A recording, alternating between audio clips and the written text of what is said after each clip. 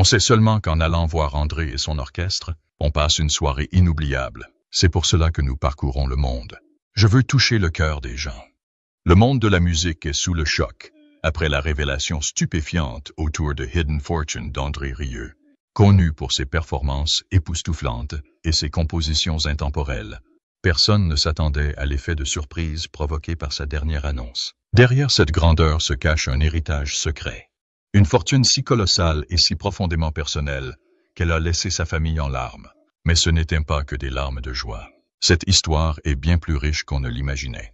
Mais qu'a laissé Rieu exactement? Et pourquoi sa famille est-elle si profondément ébranlée? La réponse vous laissera sans voix. Le roi de la valse, un voyage musical imparable. Né en 1949, André Rieu est devenu l'une des figures les plus célèbres et les plus influentes de la musique classique. Connu dans le monde entier comme le roi de la valse, le talent extraordinaire d'André Rieu en tant que compositeur, violoniste et chef d'orchestre a laissé une empreinte indélébile sur la scène musicale internationale. Sa passion pour la musique classique, transformant celle-ci en une expérience transcendant la tradition, captive le public depuis des décennies, faisant de lui une figure incontournable des mélomanes classiques et contemporains. Le parcours musical d'André Rieu a débuté dans sa ville natale de Maastricht, aux Pays-Bas, où son amour pour la musique s'est nourri dès son plus jeune âge. Son père, chef d'orchestre de l'Orchestre symphonique de Maastricht, a joué un rôle majeur dans les aspirations musicales du jeune André. Ayant grandi au milieu de la musique orchestrale, il était tout naturel pour lui de développer une passion profonde pour le violon. Son immersion précoce dans la musique classique a posé les bases de ce qui allait devenir une carrière remarquable. Pour parfaire ses compétences, Rieu a intégré le Conservatoire royal de Bruxelles, l'une des académies de musique les plus prestigieuses d'Europe. Sous la tutelle du célèbre violoniste et professeur André Girdler, Rieu a fait preuve d'une détermination inébranlable pour maîtriser le violon. Son engagement indéfectible dans son art a porté ses fruits lorsqu'il a reçu le très convoité premier prix du Conservatoire, une étape importante qui a marqué le début de son parcours professionnel. Mais la vision de Rieu pour la musique classique était loin d'être conventionnelle. Tandis que ses contemporains s'en tenaient strictement à la tradition, il envisageait une approche plus dynamique et plus entraînante, rendant la musique classique plus accessible et plus agréable à écouter, quel que soit l'âge ou le milieu. Cette vision donna naissance à l'orchestre Johann Strauss en 1987, un projet audacieux et ambitieux qui allait redéfinir le paysage musical classique. Ce qui rendait l'orchestre Johann Strauss véritablement unique, c'était l'importance qu'il accordait à la joie, à la célébration et à l'engagement du public. Contrairement aux orchestres traditionnels, souvent réservés et formels, l'ensemble de Rieu adoptait un style de jeu vivant et interactif. Sous la direction de Rieu, l'orchestre offrait des interprétations exaltantes de valses classiques et d'autres compositions appréciées, imprégnées d'une atmosphère spontanée et festive. L'une des performances les plus célèbres de Rieu est son interprétation de la deuxième valse de la suite pour orchestre de variété de Dmitri Shostakovich. Son interprétation a insufflé un nouveau souffle à l'œuvre, lui valant le titre de roi de la valse et consolidant sa réputation de maître dans l'art de créer des expériences musicales inoubliables. Le public n'était pas seulement un auditeur passif, il prenait part au spectacle, applaudissant, chantant et même dansant. À mesure que l'orchestre Johann Strauss grandissait, son rayonnement international s'étendait. L'engagement de Rieu à rendre la musique classique accessible lui valut des concerts à guichets fermés dans le monde entier, de l'Europe aux États-Unis, en passant par l'Asie et au-delà. Ces concerts n'étaient pas de simples événements musicaux, mais de grandes célébrations de la musique, de la culture et des liens humains. L'énergie et la passion qu'il a insufflées à la scène ont donné à la musique classique un souffle de vie et de vitalité, comblant le fossé entre les publics traditionnels et modernes. Le succès de l'orchestre n'a pas seulement été un triomphe personnel pour Rieu, mais une victoire pour la musique classique elle-même. Il a prouvé que le genre pouvait être à la fois sophistiqué et divertissant, élitiste et inclusif. Sa capacité à rendre les compositions classiques contemporaines et émotionnellement vibrantes a attiré un public diversifié et dévoué. L'influence d'André Rieu sur la musique classique ne se mesure pas seulement à ses réalisations impressionnantes, mais aussi à sa capacité à toucher les cœurs du monde entier. Ses concerts continuent d'inspirer aussi bien les passionnés de musique classique de longue date que ceux qui découvrent le genre pour la première fois. Par sa passion inébranlable et son esprit d'innovation, Rieu a démontré que la musique classique, lorsqu'elle est présentée avec cœur et âme, peut être un langage universel. Mais quel secret Rieu a-t-il percé pour rendre la musique classique à la fois élitiste et inclusive? Continuez à regarder pour le découvrir. L'ascension du roi de la valse vers une célébrité inégalée. L'aventure d'André Rieu ne s'est pas limitée à envoûter le public avec ses valses classiques. Elle a donné naissance à un empire commercial sans précédent dans le monde de la musique classique. Son charisme, son sens du spectacle et son don pour le contact avec le public ont fait de lui un violoniste talentueux, une sensation mondiale à la tête d'un empire qui vaut des millions. Les prémices de la grande vision d'André Rieu remontent à 1978, lorsqu'il a fondé son premier ensemble, le Maastricht Salon Orchestra, dans sa ville natale de Maastricht, aux Pays-Bas. Ce furent des débuts modestes, mais qui lui permirent d'expérimenter son style unique, rendant la musique classique captivante, joyeuse et accessible à tous. Mais le véritable tournant eut lieu en 1987, lorsque Rieu créa officiellement l'orchestre Johann Strauss. Avec seulement 12 membres au départ, il passa 6 mois à les former rigoureusement avant leur premier concert, le 1 janvier 1988.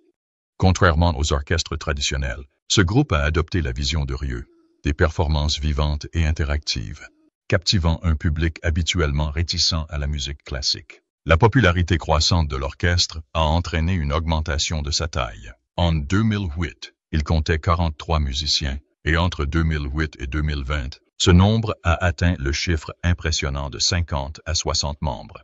Il était clair que l'engagement de Rieu pour rendre la musique classique accessible avait touché un public du monde entier. Cependant, le moment qui l'a véritablement propulsé vers la gloire est survenu de manière inattendue en 1995, lors d'un match de football international à Amsterdam. À la mi-temps, Rieu a acheté 60 secondes de temps d'antenne en direct pour interpréter la deuxième valse de Dmitri Shostakovich. Par un heureux hasard, l'Ajax marqua un but juste avant la mi-temps, captivant l'attention de tout le stade sur la performance de Rieu. Comme il le rappela plus tard, la semaine suivante, j'ai vendu 200 CD. Ce moment électrisant transforma Rieu, violoniste talentueux, en une figure emblématique. Sa visibilité explosa grâce à de fréquentes apparitions télévisées et à des tournées européennes couronnées de succès. En 1996, les médias le surnommèrent « roi moderne de la valse », un titre qui allait façonner sa marque et sa carrière pendant des décennies. Le succès de Rieu ne se limita pas aux salles de concert. Il a exploité le pouvoir de l'image de marque et du divertissement pour élargir sa portée bien au-delà du public traditionnel de la musique classique. Son orchestre, Johann Strauss, s'est régulièrement classé parmi les 25 meilleures tournées de Billboard pendant près de 20 ans, partageant la scène avec des superstars mondiales comme Bruce Springsteen et Justin Bieber. En 2018, Rieu s'était imposé comme l'artiste classique le plus rentable de l'histoire du box score selon Billboard, avec un total de recettes ahurissantes de 550 millions de dollars.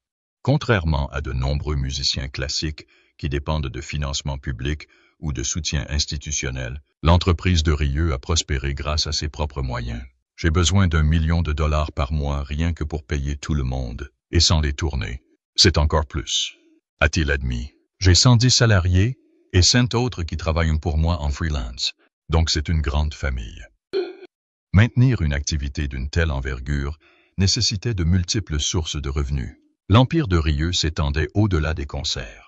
Il comprenait son propre studio d'enregistrement, une société de production, une entreprise d'événements et des ateliers sur mesure pour la mise en scène et les costumes. Son souci du détail méticuleux s'étendait également à ses musiciens, qui bénéficiaient d'avantages bien supérieurs à la moyenne.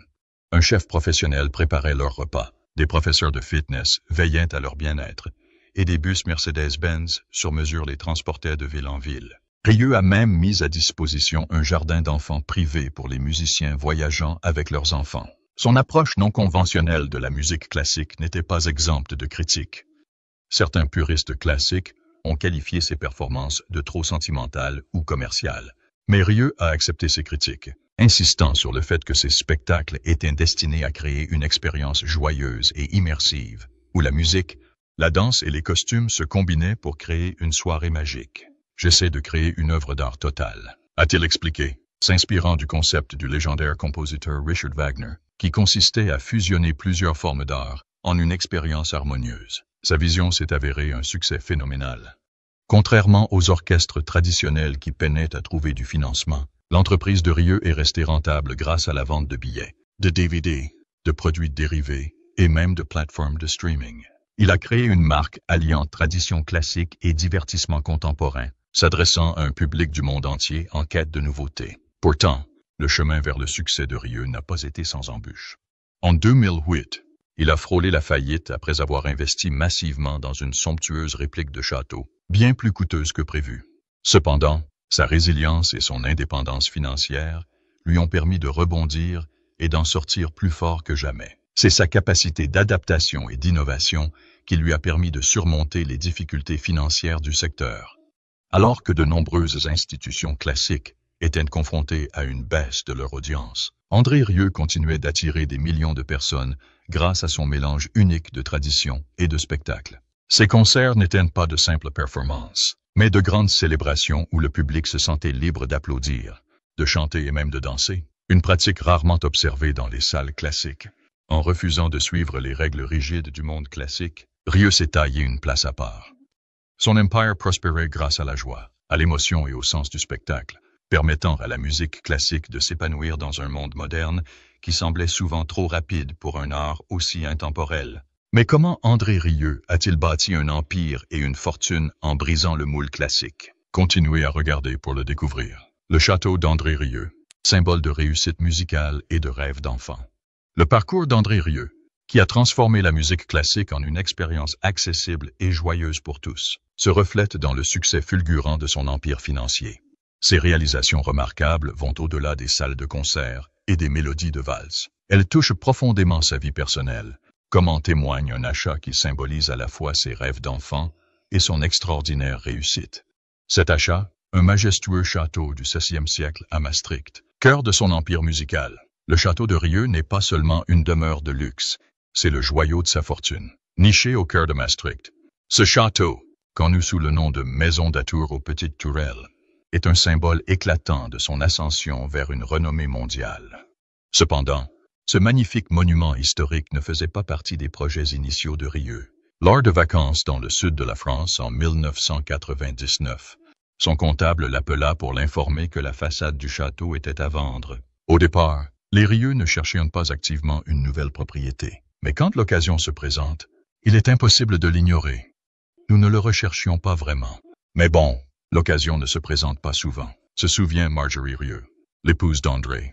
Ce qui rendait cet achat encore plus remarquable, c'est le lien personnel qu'André entretenait avec cette propriété. Enfant, il avait pris des cours de piano dans ce même bâtiment, un espace qu'il trouvait autrefois sombre, humide et quelque peu déprimant. À l'époque, son amour pour le château n'était pas très chaleureux, mais sa fascination pour les châteaux a commencé très tôt, alimentée par son amour pour les bandes dessinées de Tintin.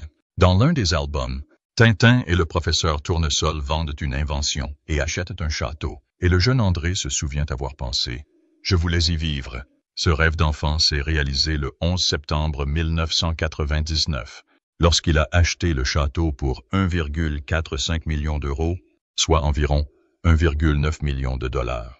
Lors de son acquisition, le château était divisé en plusieurs parties. André et Marjorie, poursuivant leurs efforts de restauration, s'efforcèrent de réunir l'ensemble de la structure. Les origines du château sont profondément ancrées dans l'histoire. La cuisine, sa partie la plus ancienne, date de 1452 et une grande partie de la structure a été construite en 1526. Le lien de Rieu avec le château est encore plus profond. Des légendes suggèrent que le célèbre mousquetaire français, D'Artagnan, y aurait pris son dernier petit déjeuner avant sa mort lors du siège de Maastricht en 1673. La restauration du château n'a pas été réalisée par des architectes professionnels, mais était principalement l'œuvre d'André. Il a égayé des pièces sombres, ajouté des touches de feuilles d'or et meublé l'espace avec des pièces uniques découvertes lors de ses voyages en Europe. Sa passion pour la beauté et la nature s'est manifestée lorsqu'il a créé une orangerie à la française, peuplée d'oiseaux et de plantes tropicales. Il décrit son acquisition avec tendresse. D'autres achètent une Ferrari, mais moi, je voulais une serre remplie de papillons. Et c'est ce que j'ai. La valeur du château continue de croître, non seulement grâce à son charme historique, mais aussi grâce à sa situation au sein du portefeuille immobilier plus vaste de Rieu. à Maastricht. André possède 34 propriétés, dont 6 bâtiments à proximité du château et plusieurs terrains. Entretenir une structure aussi emblématique a cependant un coût. La pierre tendre du château exige une rénovation et un entretien constant. À peine ai-je réparé une moitié que je dois recommencer à réparer l'autre. À noter Rieux. D'importantes réparations ont été effectuées en 2015. La toiture et les murs ont été réparés. La structure en pierre s'est érodée au fil du temps. Il est intéressant de noter que, bien que Rieux n'habite pas le château, préférant une maison centenaire dans une rue voisine, le château demeure la pièce maîtresse de son patrimoine. Il est, d'une certaine manière, une magnifique représentation de son empire musical, un symbole de la réalisation de ses rêves d'enfance et de son succès musical. Au fil du temps, le château est devenu partie intégrante de son identité publique. Il admet même « J'utilise le château pour promouvoir mes concerts. » Pour ceux qui ne connaissent pas le monde de la musique classique, l'idée du roi de la valse vivant dans son propre château est captivante. Avec sa remarquable collection de violons, comprenant des Stradivarius de grande valeur, il n'est pas étonnant que la propriété continue de fasciner et d'attirer l'attention des médias. Le château est plus qu'un rêve personnel pour Rieux. Il est un symbole durable de son héritage musical, incarnant à la fois ses aspirations d'enfance et ses réalisations inégalées dans le monde de la musique classique. Mais qu'est-ce qui fait du château et de la précieuse collection de violons d'André Rieu le symbole ultime de son héritage musical? Continuez à regarder pour le découvrir. Les violons inestimables d'André Rieu, le cœur de son empire musical. L'immense fortune d'André Rieu ne repose pas uniquement sur ses tournées de concerts ou sur le somptueux château qu'il possède. Sous son menton, caché à la vue de tous, se cachent certains de ses biens les plus précieux, ses violons, rares et inestimables. Ces instruments à cordes exceptionnels ne sont pas seulement des outils essentiels à la création de la musique magique qui a fait de lui un artiste célèbre. Ils représentent également un investissement dont la valeur a augmenté au fil des ans, devenant des trésors valant plusieurs millions de dollars. L'un des instruments les plus emblématiques de la collection de Rieu est un violon Stradivarius de 1667, l'une des premières œuvres du légendaire luthier italien Antonio Stradivari. Fabriqué à une époque où Stradivari perfectionnait encore son art, ce violon est profondément lié au parcours de Rieu. Je jouais sur ce Stradivarius de 1667, un instrument que l'homme avait fabriqué lors de ses fiançailles avec sa future épouse, dont Rieu partageait un jour l'héritage. Le même amour qu'il ressentait pour elle, il l'a insufflé à cet instrument. C'est ce lien émotionnel profond qui a fait de la relation de Rieu avec le violon plus qu'une simple relation professionnelle. C'est une relation personnelle. Acquérir un instrument aussi rare et précieux n'est pas chose aisée, surtout compte tenu du cercle très fermé des experts et des collectionneurs de violons.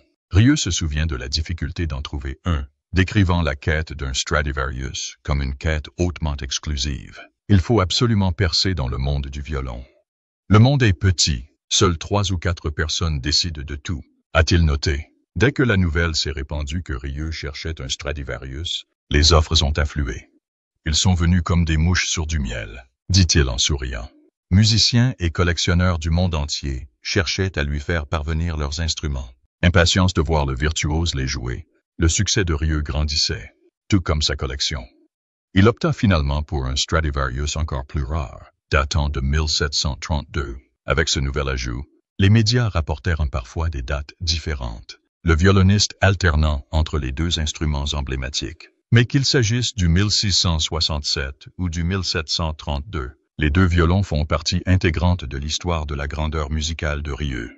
La valeur d'un Stradivarius est stupéfiante, atteignant souvent plusieurs millions d'euros. Le violon Stradivarius le plus cher jamais vendu, le Lady Blunt, a atteint la somme astronomique de 15 millions d'euros. La valeur de ces instruments va bien au-delà de leur savoir-faire exceptionnel. Rieu, avec son éloquence habituelle, les replace dans un contexte historique qui les rend encore plus précieux. En faisant un peu de calcul, je remarque que les arbres nécessaires au bois des Stradivarius ont dû être plantés lors de la découverte du Nouveau Monde par Colomb. Se souvient-il? Ce sens de l'histoire, de l'intemporalité, fait de ces instruments bien plus que de simples outils coûteux. Cela en fait une pièce vivante de l'histoire, qui continue de captiver musiciens et collectionneurs. Pour Rieu, le lien qu'il entretient avec ses violons est profondément émotionnel. Il compare souvent un violon à une femme, remarquant qu'un violon ressemble vraiment à une femme.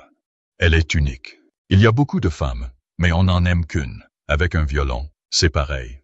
Cet attachement émotionnel à ces instruments montre que, pour Ryu, ils sont bien plus que de simples investissements. Ce sont des compagnons précieux qui l'accompagnent dans son parcours musical. Mais posséder des violons aussi précieux comporte aussi des défis uniques, notamment en matière de protection. Déplacer des instruments valant des millions de dollars d'un continent à l'autre pour des concerts n'est pas une mince affaire, et le fardeau financier pour assurer leur sécurité est immense. Ces instruments nécessitent une assurance spéciale, et Rieu a un jour souligné avec humour le déséquilibre dans ses priorités. Mon violon est assuré, mais pas mes mains. Même si son Stradivarius vaut plus que bien des maisons, c'est l'instrument lui-même, son bois précieux et son importance historique qui sont les priorités de Rieu. Les mesures de sécurité entourant ces violons sont tout aussi méticuleuses. Le Stradivarius voyage souvent avec son propre garde du corps et bénéficie même d'un traitement de première classe à bord des avions pour garantir sa sécurité et sa température optimale lors des voyages internationaux. Pour Rieu, rien n'est trop exigeant pour protéger ses précieux biens. Son engagement envers ces instruments est si profond qu'en 2021, lorsque la pandémie de COVID-19 a plongé son orchestre dans la tourmente financière, il a fait une déclaration audacieuse qui a surpris plus d'un. « Je vendrai mon Stradivarius pour soutenir mon orchestre », a-t-il déclaré. « C'est l'œuvre de ma vie, voyez-vous. Alors je jetterai la vie que j'ai construite, et eux avec moi.